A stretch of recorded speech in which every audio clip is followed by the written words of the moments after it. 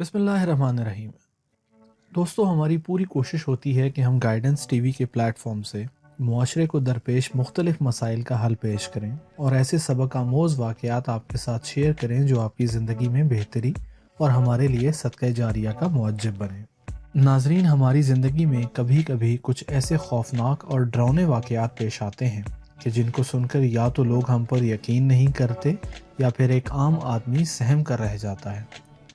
آج ہم آپ کو ایک ایسا ہی خوفناک واقعہ سنائیں گے جو اگر کسی عام آدمی کے ساتھ پیش آتا تو شاید وہ یہ واقعہ ہمیں سنانے کے لیے زندہ نہ ہوتا، مگر ایک ہندو بے چین روح بملا کماری کا یہ واقعہ قدرت اللہ شہاب صاحب کے ساتھ پیش آیا اور اس کو انہوں نے دوسروں کی عبرت اور تعلیم کی خاطر اپنی کتاب میں محفوظ کر دیا۔ دوستو، اس واقعے کو آپ کی خدمت میں پیش کرنے کا ایک مقصد یہ بھی ہے کہ اگر ہم میں سے کوئی خدا نہ خواستہ کسی جن چڑیل، جادو ٹونے یا کسی ایسی خوفناک شے کا شکار ہو جائے تو بزرگوں کے نقش قدم پر چل کر کیسے اس مصیبت سے آزاد ہو سکتا ہے۔ یہ کہانی سننے سے پہلے آپ سے التماس ہے کہ اس ویڈیو کو لائک کر دیں، ہمارے چینل کو سبسکرائب کر دیجئے۔ چینل کو سبسکرائب کرنے کے بعد اگر آپ ساتھ لگے بیل آئیکن پر بھی کلک کر دیں گے تو آپ کو ہر نئی آنے والی ویڈیو کا نوٹیفیکیشن آٹومیٹکلی آ جایا کرے گا۔ تو دوستو، قدرت اللہ شہاب کے ساتھ پیش آنے والا یہ واقعہ انہی کی زبانی سنتے ہیں۔ کٹک میں سرکاری رہائش گاہوں کی قلت تھی، خصوصاً غیر شادی شدہ افسروں کے لیے سرکاری مکان ملنا محال تھا۔ اس لیے میں کافی عرصے کٹک کلب کے ایک کمرے میں مقیم رہا۔ چند ماہ بعد جب صوبے میں کانگریس کی وزارت برسر اقتدار آئی تو شری ہرن کرشن مہتاب چیف منسٹر مقرر ہوئے۔ باقی کئی محکموں کے علاوہ ہوم ڈپارٹمنٹ بھی ان کے چارج میں تھا۔ کرشن مہتاب بڑے خوش مزاج اور خوش اتوار وزیر اعلیٰ تھے اور اپنے ساتھ کام کرنے والوں کے ذاتی مسائل میں بھی گہری دلچسپی لیا کرتے تھے۔ ایک روز میں چند فائلیں لے کر ان کے پاس گیا تو انہوں نے میرے مکان کا مسئلہ چھیڑ دیا۔ باتوں باتوں میں معلوم ہوا کہ کٹک سول لائنز میں ایک کوٹھی ہے جو سالہ سال سے غیر آباد چلی آ رہی ہے۔ جب بھی کبھی کوئی اس کوٹھی میں رہائش اختیار کرتا ہے تو چند ہی روز میں چھوڑ کر چلا جاتا ہے، کیونکہ اس گھر کے متعلق مشہور ہے کہ یہ آسیب زدہ ہے۔ مہتاب صاحب نے کہا، اگر تم وہمی طبیعت کے مالک نہیں ہو تو بڑی خوشی سے اس بنگلے کو آزما کر دیکھ لو۔ میں کلب میں ایک کمرے کے گھٹن سے تنگ آیا ہوا تھا، اس لیے میں نے فوراً حامی بھر لی اور سول لائنز کی کوٹھی نمبر 18 میرے نام الاٹ ہو گئی۔ یہ ایک ہلکے زرد رنگ کی چھوٹی سی خوشنما کوٹھی تھی جس کے گرد 1.5-2 ایکڑ کا وسیع و عریض لان پھیلا ہوا تھا۔ لان میں گھٹنوں گھٹنوں تک اونچی گھاس اگی ہوئی تھی اور چاروں طرف سوکھے ہوئے کالے پیلے پتوں کے انبار لگے ہوئے تھے۔ جا بجا سوکھے اور تازہ گوبر پر مکھیاں بن بنا رہی تھیں۔ ایک طرف جامن اور آم کے کچھ پیڑ تھے جن کے نیچے بلیاں اور کتے وقتاً فوقتاً اپنی مخصوص آواز میں رویا کرتے تھے۔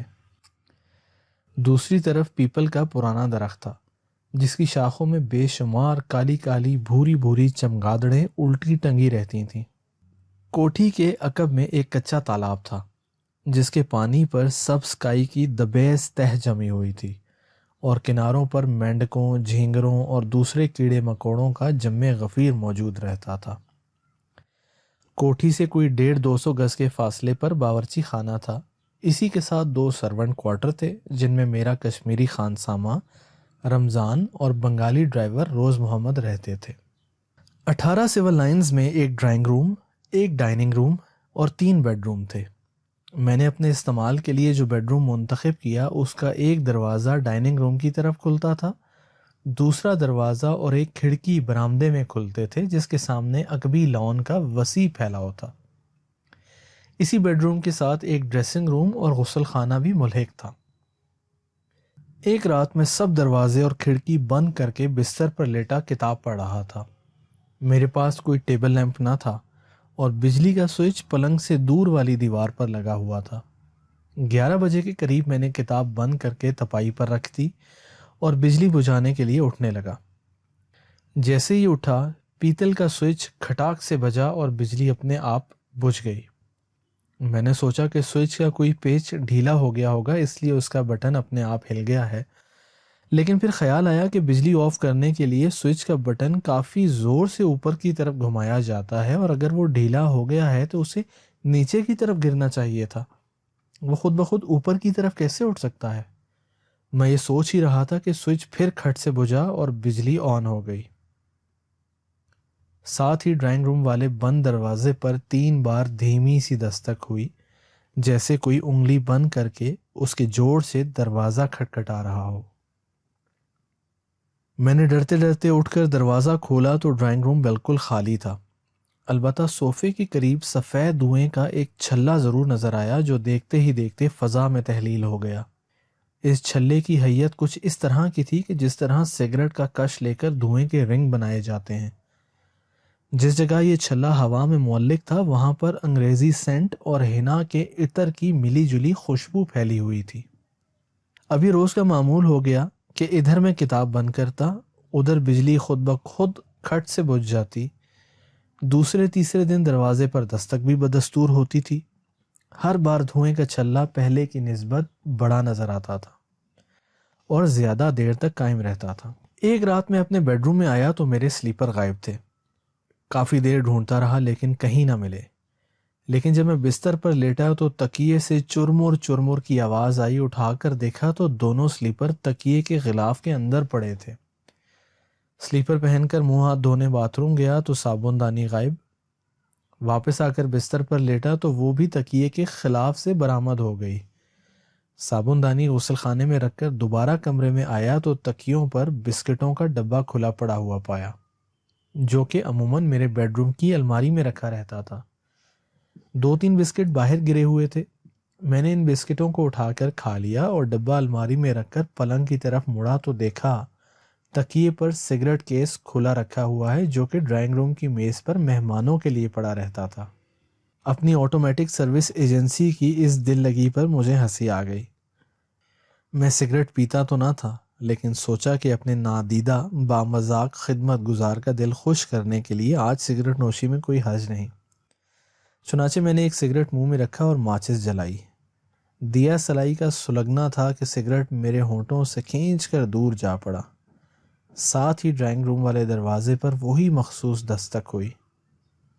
میں نے اٹھ کر دروازہ کھولا تو قریب ہی ریشم کے کپڑے کی سرسراہٹ سنائی دی، پھر سفید دھوئیں کا ہلکا تقریباً نصف کمرے میں پھیل گیا۔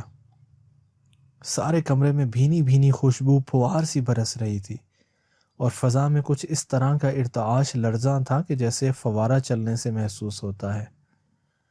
ان دنوں مجھے موسیقی کا شوق تھا اور اسراج بنانے میں کچھ ریاض بھی کیا تھا۔ میں نے ڈرائنگ روم کی بتی جلائی تو میری اسراج صوفے کے قریب قالین پر یوں پڑی تھی جیسے ابھی ابھی کسی نے وہاں لا کر رکھی ہو۔ میں بغیر سوچے سمجھے فرش پر بیٹھ گیا اور اسراج بجانے لگا، لیکن تار بالکل ڈیڈ تھے، ان سے کوئی آواز برآمد نہ ہوئی۔ چند لمحے ایک عجیب سا بولتا ہوا سناٹا رہا اور پھر اچانک ایک زور کا دھماکہ ہوا جیسے کمرے میں بارود سے بھرا ہوا گولا پھٹ گیا ہو۔ سفید دھوئیں کا ہلکا مکڑی کے جالوں کی طرح ٹوٹ کر ریزہ ریزہ ہو گیا اور اس کے ٹکڑے ہوا میں اس طرح کپ کپانے لگے جس طرح بادل کی لڑی کا عکس پانی میں متلاطم لہروں میں ٹوٹ ٹوٹ کر لہراتا ہے۔ ساتھ ہی بالکل بند کمرے میں چاروں طرف سے پتھروں اور اینٹوں کی بارش شروع ہو گئی۔ اب میں جہاں کہیں بھی بیٹھتا تھا میرے آگے پیچھے دائیں بائیں پتھر ہی پتھر برستے تھے۔ بستر پر لیٹا تو پلنگ کے ارد گرد سنگ و خشت کا انبار لگ گیا۔ ایک پتھر جو پلنگ کے اوپر میرے عین قریب آ کے گرا اس کا وزن کئی سیر تھا۔ کمروں کے روشن دان، کھڑکیاں، دروازے سب بند تھے لیکن پتھر بڑے زور سے سنسناتے ہوئے آتے تھے اور بالکل میرے قریب زمین پر گر جاتے تھے۔ خوش قسمتی سے کوئی پتھر مجھے لگتا نہ تھا، ورنہ ان میں کچھ اتنے وزنی اور نوکدار ہوتے تھے کہ چند ہی ضربوں میں انسان کی ہڈی پسلی ایک کر دینے کے لیے کافی تھے۔ اس واقعے کے ساتھ ہی اگلے چند ماہ کے لیے میری زندگی کا ڈھرا بالکل تبدیل ہو گیا۔ آٹومیٹک سروس کی پرلطف آنکھ میں چولی بند ہو گئی۔ ڈرائنگ روم کے دروازے پر ایک جانی پہچانی شائستہ اور معطر سی دستک بھی موقوف ہو گئی۔ پراسرار اور ہیبت ناک واقعات کا ایسا تسلسل شروع ہوا کہ جس کی پوری تفصیل بیان کرنا آسان نہیں، اس لیے نمونے کے طور پر فقط چند چیدہ چیدہ اور نسبتاً اہم واقعات ہی درج ذیل کرتا ہوں۔ میرا کشمیری ملازم اور بنگالی ڈرائیور روز محمد عموماً رات کے 10 – 10:30 بجے کام کاج سے فارغ ہو کر اپنے کباڑوں میں چلے جاتے تھے، جو کچن کے ساتھ کوٹھی سے 200 گز کے فاصلے پر واقع تھے۔ ان کے جاتے ہی کارروائی کا آغاز اینٹوں اور پتھروں سے شروع ہوتا تھا۔ کئی بار ایسا بھی ہوا کہ باہر موسلا دھار بارش ہو رہی ہے اور کمرے کے اندر جو اینٹیں اور پتھر برس رہے ہیں وہ بالکل خشک ہیں۔ صبح سویرے منہ اندھیرے میں اس ملبے کو ٹوکروں کے حساب سے سمیٹ کر لون کے تالاب میں پھینک کر آتا تھا تاکہ اس ماجرے کی خبر برپا کر کے رمضان اور ڈرائیور کو خوفزدہ نہ کر دوں۔ یہ کارروائی روز مرہ کا دستور تھا۔ اینٹوں کی بارش کے بعد گھر کے سب دروازے، کھڑکیاں اور روشن دان کھٹ کھٹ کر کے خود بخود کھل جاتے تھے اور اپنے آپ بند ہو جاتے تھے۔ بند ہوتے وقت دروازوں اور کھڑکیوں کے پٹ ایک دوسرے سے اس زور سے ٹکراتے کہ جیسے شدید آندھی آئی ہوئی ہو۔ تھوڑے تھوڑے وقفے کے بعد یہ عمل کئی مرتبہ دہرایا جاتا تھا۔ گھر کی سب بجلیاں بھی اسی رفتار سے جلتی اور بجھتی رہتی تھیں۔ کبھی کسی کھلے دروازے کو بند کرنے کی کوشش کرتا تو وہ بند نہ ہوتا، اور اگر بند دروازے کو کھولنا چاہتا تو وہ کھلتا نہ تھا۔ ایک بند دروازے کو کھولنے کے لیے ذرا زیادہ زور لگایا تو اس کی چوکھٹ اکھڑ کر دھڑام سے زمین پر گر گئی۔ چند لمحوں کے بعد وہ خود بخود اچھل کر اپنی جگہ فٹ ہو گئی۔ آدھی رات کے قریب میرے ڈرائنگ روم کی چھت پر چر چر کر اس طرح بولنے لگتی تھی کہ جیسے اس پر بے حد وزنی بوجھ ڈالا جا رہا ہو۔ کبھی تو یوں محسوس ہونے لگتا تھا کہ اس بوجھ کے تلے چھت ٹوٹ کر نیچے آ پڑے گی۔ پھر چھت پر ایسی آوازیں ابھرتیں جیسے بہت سے لوگ لکڑی کی کھڑاویں پہنے اچھل کود کر رہے ہوں۔ ساتھ ہی بڑے بڑے ڈھول دھما دھم اتنے زور سے بجنے لگتے کہ ان کی دھمک سے میرا کمرہ گونج اٹھتا۔ ڈھول کے ساتھ کئی دوسرے ساز بھی بجنا شروع ہو جاتے تھے، جن میں طبلہ، چمٹا، ستار، نفیری اور شہنائی کی آواز خاص طور پر نمایاں ہوتی تھی۔ پھر یکایک شنکھ بجنے لگتا اور دیر تک لگاتار بجتا رہتا۔ رفتہ رفتہ شنکھ کی دلخراش گونج باقی سب آوازوں پر پوری طرح غالب آ جاتی۔ میرے بیڈ روم کے ساتھ عقبی لان کی طرف برآمدہ تھا۔ کمرے کی ایک کھڑکی اور دروازہ برآمدے میں کھلتے تھے۔ رات کے وقت میں دونوں کو بند کر کے اندر سے کنڈی لگا لیتا تھا۔ ایک روز چھت پر شنکھ کی آواز بلند ہوئی تو یوں سنائی دینے لگا جیسے برآمدے کے پکے فرش پر بہت سے شہزور گھوڑے بیک وقت سرپٹ بھاگ رہے ہوں۔ سموں کے ٹاپوں کی آواز کے ساتھ ان کے دم کے بالوں کی سرسراہٹ اور نتنوں سے زور زور سانس لینے کی پھڑپھڑاہٹ بھی واضح طور پر سنائی دیتی تھی۔ جب یہ آوازیں بڑی دیر تک جاری رہیں تو میں نے کھڑکی کا ایک پٹ ذرا سا کھول کر برآمدے میں جھانکا۔ وہاں پر گھوڑا تو کوئی نہ تھا، البتہ لال لال انگارہ سی آنکھوں والا الو کی شکل و صورت کا ایک بھاری بھرکم پرندہ پر پھیلائے ہوا میں معلق ہو کر اس طرح ہچکولے کھا رہا تھا جیسے وہ واقعی بھاگتے ہوئے گھوڑوں کی پیٹھ پر سوار ہو۔ میرے جھانکتے ہی وہ اس قدر زور سے چیخا کہ میں نے فوراً کھڑکی بند کر لی۔ کافی دیر تک وہ چیخ برآمدے میں سائرن کی طرح بجتی رہی اور اس کے بعد کچھ عرصہ یوں محسوس ہوتا رہا کہ جیسے وہ عجیب الخلقت پرندہ اپنے پنجوں سے کھڑکی کو کریت کریت کر توڑنے کی کوشش کر رہا ہے۔ ان دنوں میرے پاس ساگوان کی لکڑی کا بہت بڑا ڈائننگ ٹیبل تھا جس کا وزن 1.5-2 من ہوگا۔ ایک رات کوئی چیز لینے کے لیے میں نے ڈائننگ روم کی الماری کھولی تو ہینڈل سے لپٹا ہوا ایک باریک سا سانپ بل کھاتا ہوا اچھل کر میرے پاؤں پر آ گرا۔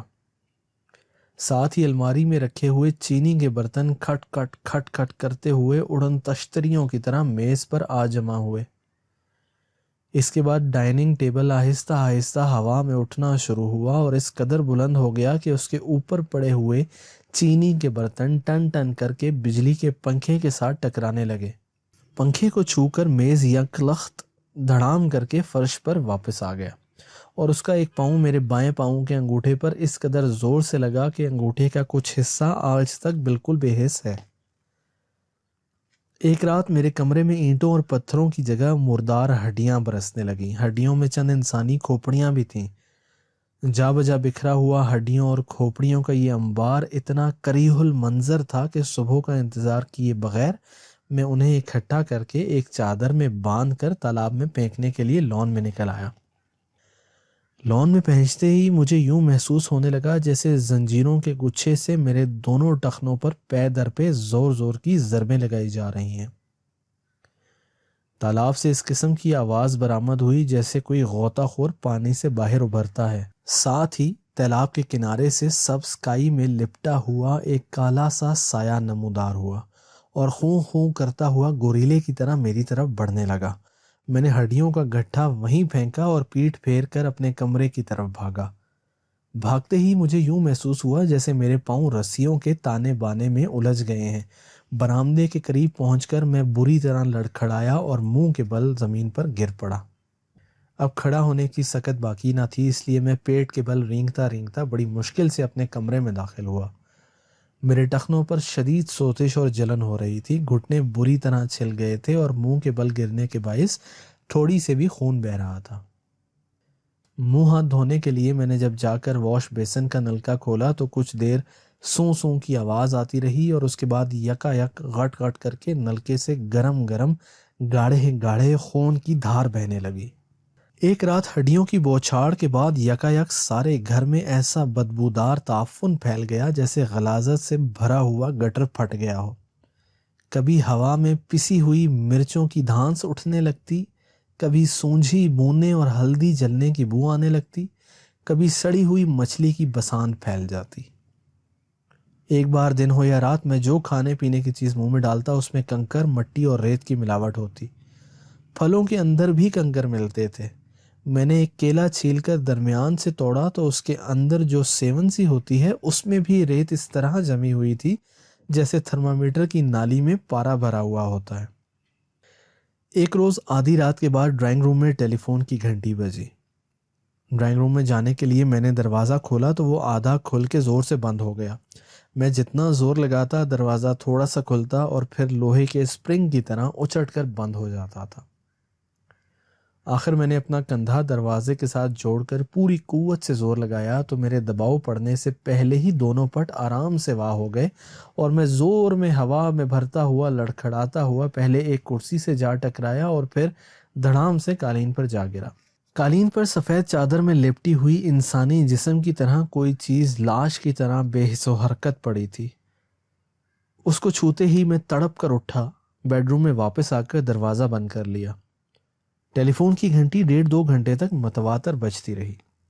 ایک روز بڑی تیز بارش ہو رہی تھی۔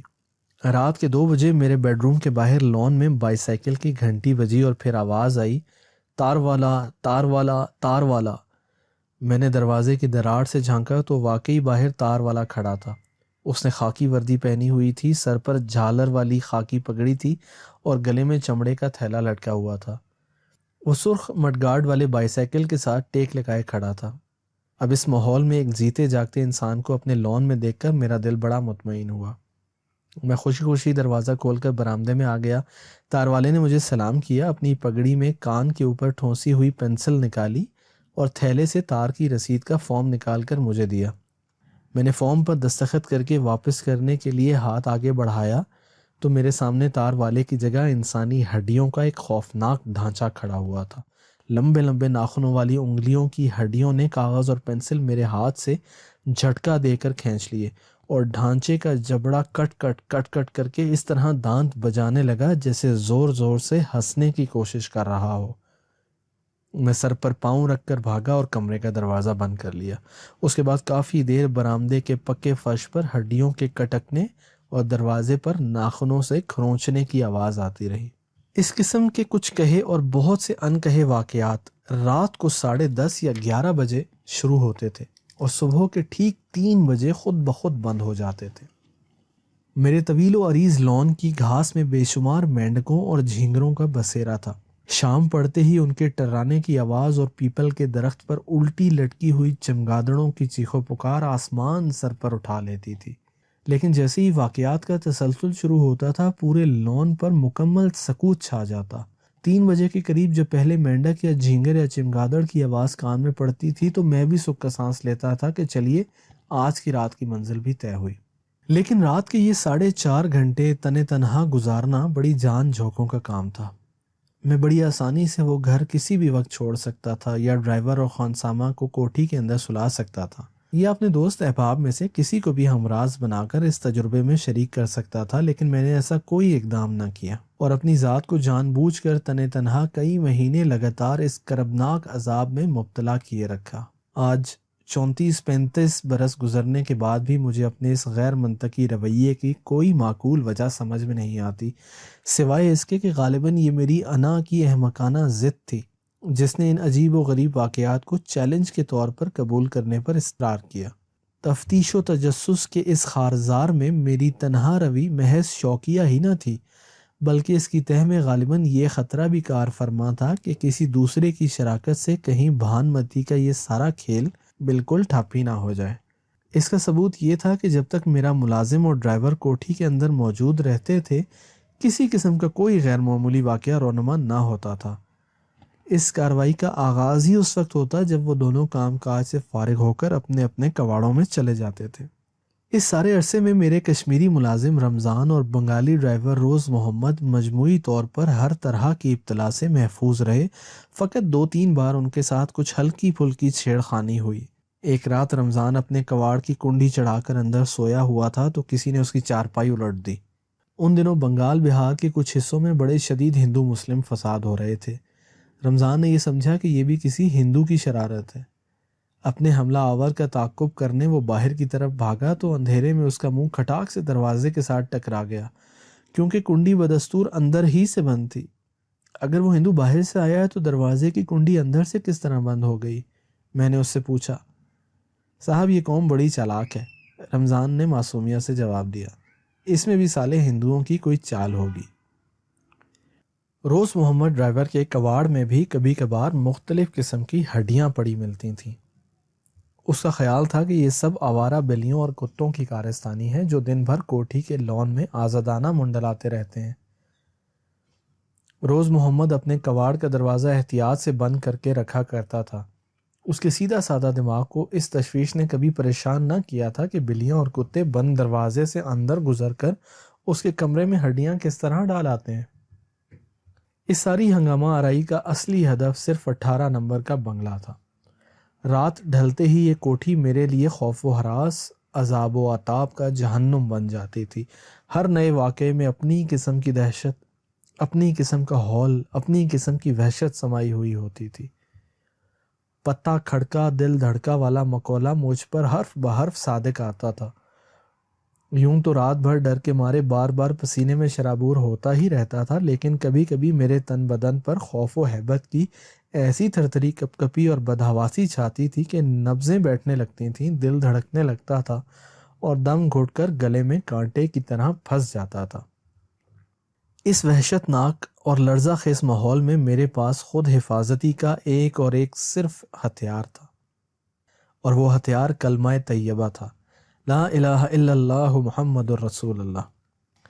اگر 100 برس کا کافر اپنی آخری سانس میں ایمان لا کر صرف ایک بار یہ کلمہ پڑھ لے تو دوزخ کی آگ سے اس کی نجات ہو جاتی ہے، تو میری مصیبت تو دوزخ کے عذاب سے کہیں کم تھی۔ مشکل صرف یہ تھی کہ اب تک یہ کلمہ میں نے صرف حلق سے پڑھا تھا، دل سے پڑھنے کی نہ کبھی توفیق ہوئی تھی نہ ہی ضرورت پیش آئی تھی۔ لیکن خوف و ہراس کی شدت میں بڑا مجبور کن اثر ہوتا ہے۔ چنانچہ اب جو کسی بے بسی کے عالم میں کبھی مجھ پر سام گرتا تھا، کبھی میرے پاؤں کا انگوٹھا بھاری میز کے پائے تلے کچلا جاتا تھا، کبھی فرش پر سفید چادر میں لپٹی ہوئی لاش سے ٹکر ہوتی تھی اور کبھی چھت چٹکنے لگتی تھی، کبھی پتھر آتے تھے، کبھی اینٹیں برستی تھیں، کبھی انسانی ہڈیوں کا ڈھانچہ سامنے کھڑا ہو کر کٹ کٹ دان بچاتا تھا۔ اس طرح کے خوف کے دباؤ میں آ کر زبان ہی سے نہیں بلکہ کبھی کبھی دل سے بھی کلمہ طیبہ کا ورد ہو جاتا تھا۔ ان دنوں میرے پاس ایک چھوٹا سا جاپانی گریمو فون تھا جو چابی چڑھا کر بجایا جاتا ہے۔ اس رات میں نے سہگل کا ایک پسندیدہ ریکارڈ سننے کے لیے گریمو فون کو چابی دی تو وہ آگے کی طرف گھومنے کی بجائے اسپرنگ کی طرح لچک کر پیچھے کی جانب لوٹ آئی۔ چابی خود ہی اپنے آپ پہلے ہی سے چڑھی ہوئی تھی۔ میں نے گریمو فون پر ریکارڈ رکھ کر چلایا تو اس میں سے KL سہگل کے گانے کی جگہ عجیب و غریب خوفناک آوازیں آنے لگیں۔ کچھ آوازیں ایسی تھیں جیسے کسی کا گلا گھونٹا جا رہا ہو، بیچ بیچ میں کسی عورت کی سسکیاں سنائی دینے لگتی تھیں، کبھی کبھی ننھے سے بچے کی رونے کی آواز بھی آتی تھی۔ میں نے ایک کاغذ پر کلمہ طیبہ لکھ کر گراموفون پر رکھا تو فوراً یہ آوازیں آنا بند ہو گئیں اور ریکارڈ کا اصلی گانا بجنے لگا۔ اب میں کاغذ اٹھاتا تو خوفناک آوازیں شروع ہو جاتیں اور واپس رکھتا تو اصلی گانا بجنے لگتا تھا۔ تجربے کے طور پر میں نے کلمہ طیبہ کا اردو ترجمہ لکھ کر گراموفون پر رکھا تو کوئی اثر نہ ہوا۔ کلمے کے الفاظ کو رومن حروف میں لکھ کر رکھا تو پھر بھی کوئی اثر نہ ہوا۔ کلمہ طیبہ کی یہ تاثیر صرف عربی زبان ہی میں پائی۔ کلمہ طیبہ کے علاوہ میں اپنی تقویت کے لیے آیت الکرسی، سورہ فلق اور سورہ ناس کا ورد بھی اکثر کرتا رہتا تھا۔ ایک رات میرے گرد و پیش ہول و ہیبت کی فضا اپنا نقطۂ عروج پر پہنچی ہوئی تھی۔ انتہائی شکستگی، مایوسی، اضطراب اور اضطرار کے عالم میں نے قرآن شریف کھولا تو سورہ صفات نکلی۔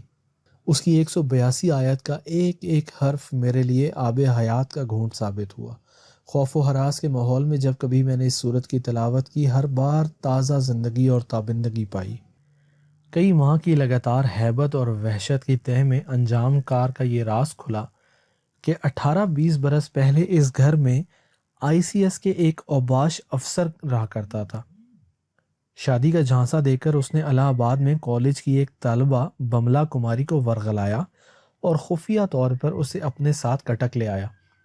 شادی اس نے کرنی تھی نہ کہ 7-8 ماہ بعد جب بملا ماں بننے کے قریب ہوئی تو ظالم نے اس کا گلا گھونٹ کر مار ڈالا اور لاش کو ڈرائنگ روم کے جنوب مشرقی کونے میں دفن کر دیا۔ اس وقت سے بملا کی نحیف و نرزاں ماں الہ آباد میں بیٹھی بڑی شدت سے اپنی بیٹی کا انتظار کر رہی تھی۔ اسی وقت سے بملا کماری بھی اسی کوشش میں سرگرداں تھی کہ وہ کسی طرح اپنی ماں تک صحیح صورتحال کی خبر پہنچا دے تاکہ انتظار کے اس کربناک عذاب سے اس کی ماں کو نجات حاصل ہو۔ اس کے علاوہ اس کی اپنی خواہش بھی تھی کہ اس کی ہڈیوں کا ڈھانچہ کھود کر باہر نکالا جائے، اس کے دھرم کے مطابق اس کا کریا کرم کیا جائے۔ اس عرصے میں قاتل خود بھی مر چکا تھا اور اب بملا کی طرف سے پیغام رسانے کی ہر کوشش کو ناکام بنانے میں سرگرم عمل تھا۔ جس روز بملا کی ماں کو اصلی صورتحال کی خبر ملی اور بملا کی بوسیدہ لاش کو چتا میں رکھ کر جلایا گیا، اسی روز آصف کا سایہ اس طرح اٹھ گیا جیسے آسمان پر چھائے ہوئے بادل یکایک چھٹ جاتے ہیں۔ اس رات نہ مینڈکوں کا ٹرانا بند ہوا، نہ جھینگروں کی آواز خاموش ہوئی، نہ ہی پیپل کے درخت سے لٹکی ہوئی چمگادڑوں کا شور کم ہوا۔ صبح 3 بجے کے قریب اچانک فضا میں لا الہ الا اللہ کی بے حد خوبصورت صدا بلند ہوئی۔ ایسا محسوس ہوتا تھا کہ یہ آواز مشرق کے افق سے ابھرتی ہے، 18 سول لائنز کے اوپر کوسے قزح بناتی ہوئی گزرتی ہے اور مغرب کے افق کو جا کر چھوتی ہے۔ 3 بار ایسا ہی ہوا اور اس کے بعد اس مقام میں سکون کا طبعی دورہ اثر نو بحال ہو گیا۔ دیکھا دوستو آپ نے کہ ایسے اپنے ایمان پر قائم رہنے کی بدولت قدرت اللہ شہاب نے اس بیچاری بھٹکی ہوئی روح کو اطمینان پہنچایا۔ یہاں سے آگے چند صفحات انہوں نے روح کی سائنس اور انسان کے مرنے کے بعد روح کے قائم رہنے یا نہ رہنے پر تحقیق کیے گئے کچھ مقالے درج ذیل کیے ہیں، وہ بھی آپ کے پیش خدمت ہیں۔ اگر آپ نے ابھی تک اس ویڈیو کو لائک نہیں کیا تو اس کو لائک اور ہمارے چینل کو سبسکرائب ضرور کر دیجیے۔ اس عجیب و غریب واقعے نے ایک طرف تو خواب و ہیبت کے تھپیڑوں سے میرا اچھا خاصا کچومر نکال دیا اور دوسری طرف اس کی بدولت مجھے حقیقت روح کا قلیل سا ادراک بھی حاصل ہوا۔ مشرق و مغرب کی تقریباً ہر زبان میں اس موضوع پر بڑا ضخیم لٹریچر پایا جاتا ہے۔ ہر زمانے میں اس پر تائید و تردید، انکار و اقرار، توثیق و تصدیق، تفتیش و تحقیق کے شدید بحث و مباحثے جاری رہے ہیں۔ ضعیف الاعتقادی اسے عبودیت کے درجے تک پہنچاتی رہی ہے، بے اعتقادی اسے مجذوب کی بڑھ قرار دیتی رہی ہے اور جدید خود اعتمادی اسے سائنٹیفک فارمولوں ڈال کر ایک ایسی آٹومیٹک مشین بنانے کی فکر میں ہے کہ ادھر بٹن دبایا اور ادھر مطلوبہ روح کھٹک سے حاضر۔ انگریزی میں اس علم پر سب سے مستند کتاب جو میری نظر سے گزری ہے وہ فریڈرک W.H. مائنر کی تصنیف انسانی شخصیت اور جسمانی موت کے بعد اس کی بقا، human personality and its survival of bodily death ہے۔ یہ کتاب 1903 میں شائع ہوئی تھی۔ 1360 صفحات کی اس کتاب میں سینکڑوں پراسرار واقعات، حادثات، تجربات، آثار و شواہد کا منطقی اور سائنسی تجزیہ کرنے کے بعد یہ نتیجہ اخذ کیا گیا ہے کہ جسمانی موت کے بعد انسان کی شخصیت کا وہ عنصر باقی رہتا ہے جسے اسپرٹ کہا جاتا ہے۔ ماڈرن سائنسی دور میں دو سائنسدانوں نے اس علم کے میدان میں کچھ مزید نئی راہیں ہموار کی ہیں۔ سر ولیم کروکس پہلے سائنسدان تھے جنہوں نے مادی دنیا پر مافوق الفطرت روحانی اثرات کا سائنٹیفک مطالعہ اور تجزیہ کیا۔ سر اولیور راج کی کتاب ریمنڈ بھی اس سلسلے کی ایک اہم کڑی ہے۔ ان دونوں کی تحقیق و تجربات پر اس مسلک کی بنیاد پڑی جسے ماڈرن اسپرچولائزیشن کے نام سے پکارا جاتا ہے، اور جو آج کل مغرب کی دنیا میں بڑے وسیع پیمانے پر زیر مشق ہے۔ مشرق میں بھی بہت سے نام نہاد عاملوں اور جھوٹے مدعیوں کا کاروبار بڑے زور و شور سے انہی خطوط پر چلتا ہے۔ البتہ موجودہ دور میں پیراسائیکالوجی کے عنوان سے تحقیق و تفتیش کا جو نیا باب کھلا ہے، اس میں نفس انسانی کی نئی اور عجیب و غریب دنیائے دریافت ہونے کے وسیع امکانات موجود ہیں۔ انسان کے ظاہر و باطن میں فوق العادات توانائیوں کے پراسرار راز پوشیدہ ہیں۔ پیراسائیکالوجی کا مقصد ان کی نشاندہی کرنا اور انہیں کھود کر کریت کر دنیاوی ضروریات کے کام میں لانا ہے۔ امریکہ، روس، ہالینڈ کے علاوہ یورپ کے دوسرے کئی ممالک میں بھی پیراسائیکالوجی کے ادارے بڑے اعلیٰ پیمانے پر کام کر رہے ہیں۔ ایٹمی لیبارٹریوں کی طرح پیراسائیکالوجیکل ریسرچ کے بعض پروگرام بھی انتہائی رازداری میں رکھے جاتے ہیں۔ ایک شبہ یہ بھی ہے کہ کچھ بڑی طاقتیں اس سائنس کو اپنے سفارتی تعلقات، بین الاقوامی معاملات اور جنگی انتظامات میں کسی حد تک استعمال کر بھی رہی ہیں۔ اس کے علاوہ ایک اور وجہ سے بھی پیراسائیکالوجی کی صلاحیت کار محدود نظر آتی ہے۔ اب تک اس میدان میں جتنی پیش رفت ہوئی ہے، اس میں تفتیش نفس کا تو پورا اہتمام ہے، لیکن تہذیب نفس کا کہیں نام و نشان تک نہیں۔ انسان مشرق میں ہو یا مغرب میں، امیر ہو یا غریب، کالا ہو یا گورا، ترقی یافتہ ہو یا غیر ترقی یافتہ، دیندار ہو یا بے دین، اس کے نفس کے لیے صرف 3 حالتیں ہی مقدر کی گئی ہیں: نفس مطمئنہ، نفس لوامہ اور نفس امارہ۔ اگر پیراسائیکالوجی کی ترقی زیادہ تر مادی مقاصد کے زیر نگیں رہی تو بلا شبہ یہ ترقی معکوس ثابت ہوگی، کیونکہ اس کی صورت میں روحانیت کی بسیط شاہراہوں پر آگے بڑھنے کی بجائے یہ جدید سائنس نفس امارہ کے کولہو کا بیل بن جائے گی، جو آنکھوں پر کھوپڑے چڑھا کر ایک ہی تنگ دائرے میں بار بار چکر کاٹنے پر مجبور ہوتا ہے۔ اس ڈگر پر چل کر پیراسائیکالوجی کی ترقی کا انتہائی کمال یہ ہوگا کہ وہ استدراج کی اس منزل تک رسائی حاصل کر لے گی جہاں پر جوگی، کاہن، ساحر دوسرے کئی راستوں سے پہنچتے ہیں۔ مغربی اسپرچولزم کی تان زیادہ تر مادہ پرستی پر ٹوٹتی ہے۔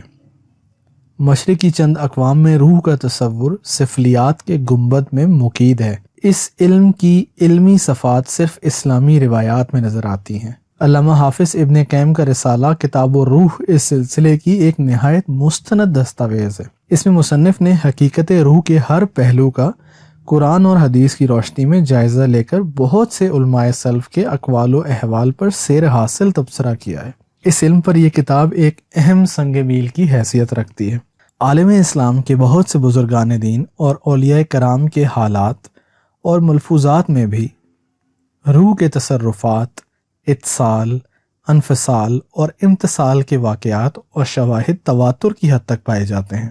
اسلامی تصوف میں بھی کشف ارواح اور کشف قبور بھی ایک باقاعدہ فن کا درجہ رکھتے ہیں، لیکن ان تمام علوم و فنون، تجربات و تصرفات کے باوجود حقیقت روح کے بارے میں سارے علم، سارے وجدان، سارے عرفان اور سارے ایمان کی آخری حد یہی ہے کہ جیسا کہ قرآن کہتا ہے، اور وہ لوگ آپ سے روح کے متعلق سوال کرتے ہیں، کہہ دیں کہ روح میرے پروردگار کے امر سے ہے اور نہیں دیے گئے ہو تم علم مگر تھوڑا۔ ناظرین، اگر آپ کو یہ ویڈیو پسند آئی ہے تو ہمیں کمنٹ سیکشن میں بتائیے کہ کیا آپ گائیڈنس ٹی وی کے پلیٹ فارم سے ایسی مزید ویڈیو دیکھنا پسند کریں گے۔ اس ویڈیو کو لائک کرنا اور ہمارے چینل کو سبسکرائب کرنا مت بھولیے گا۔ اللہ تعالیٰ آپ کو آسانیاں عطا فرمائے اور آسانیاں تقسیم کرنے کا شرف عطا فرمائے۔